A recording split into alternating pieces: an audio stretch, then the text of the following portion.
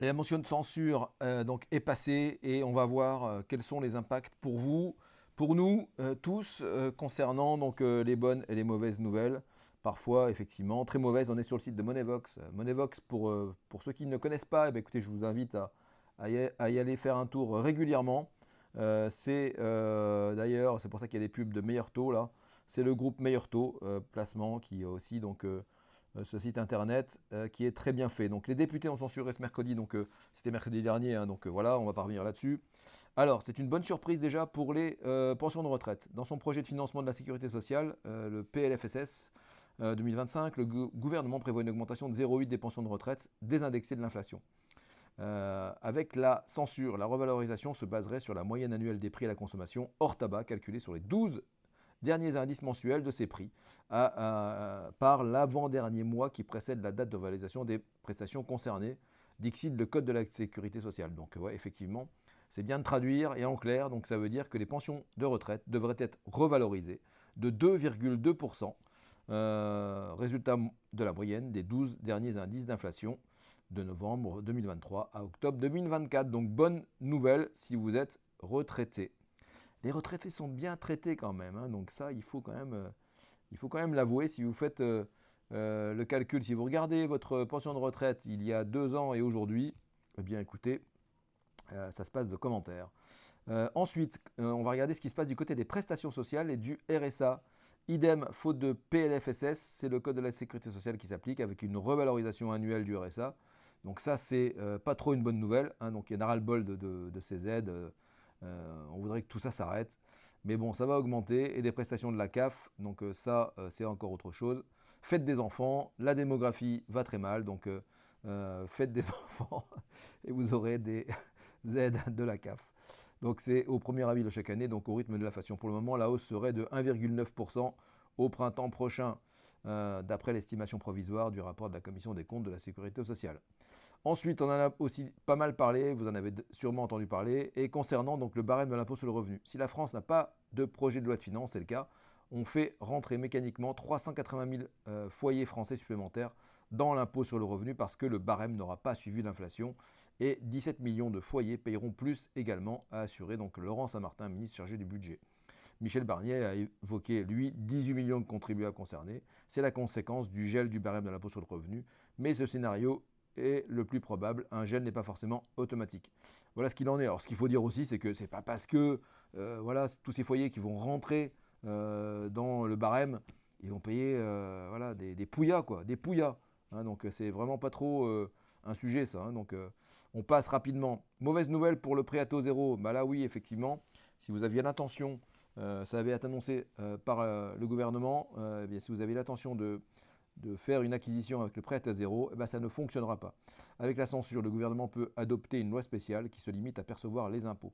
On repart sur la base des impôts de l'année précédente, explique Vincent Dussard, professeur de droit public à Monevox. En clair, toutes les mesures qui n'étaient pas présentes dans l'ancien budget disparaissent. Cela concerne notamment, eh bien, effectivement, ce prêt à taux zéro que le gouvernement voulait étendre à l'ensemble du territoire pour relancer le marché de l'immobilier qui est effectivement en sale état.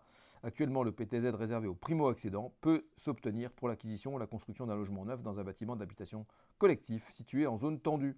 L'achat d'un logement ancien avec travaux en zone détendue, c'était ça le projet. Hein, donc, et l'achat d'un logement neuf dans le cadre d'une location-accession, d'un bail réel solidaire ou d'un contrat d'accession à la propriété avec taux réduit de TVA. Ensuite, cinquième point, la contribution des très riches est annulée. Eh bien, c'est très bien, parce que je ne fais pas partie des très riches, mais moi je suis contre effectivement toutes ces ponctions qui viennent. Les riches payent déjà beaucoup d'impôts, et contrairement à ce que peuvent penser tous les gens de gauche, eh bien, c'est pas du tout effectivement une mauvaise nouvelle. L'État voulait récupérer 2 milliards d'euros avec un impôt supplémentaire visant les foyers fiscaux dont le revenu dépasse les 250 000 euros pour les contribuables célibataires et 500 000 pour ceux soumis à une imposition commune. Avec la censure, cette mesure qui concerne les 0,3% de Français les plus fortunés, eh bien, ça devrait être abandonné et c'est très bien. Ensuite, on nous parle alors ça concerne tout le monde. Là, en revanche, c'est intéressant. Une baisse pour le prix de l'électricité, point d'interrogation, statu quo pour l'électricité et le gaz, sauf disposition contraire, la loi spéciale figera la fiscalité à son niveau actuel.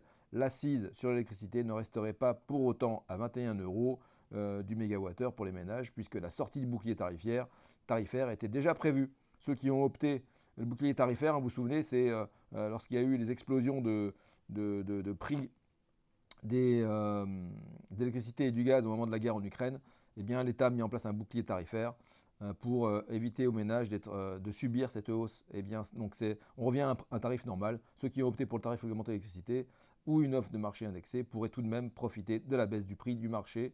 De gros, c'est des 2 dernières années. Leurs factures diminueront probablement de 14%. Donc ça, c'est une bonne nouvelle. Hein. Donc pour les autres, en revanche, elles pourraient augmenter. Eh bien, donc voilà, il faut savoir où vous vous situez. Tarif réglementé d'électricité ou offre de marché indexée. Si vous êtes parti à la concurrence, eh bien, vous ne serez sûrement pas concerné par cette baisse de 14%. Ensuite, on parle de chaudière à gaz, malus et de malus sur les véhicules polluants.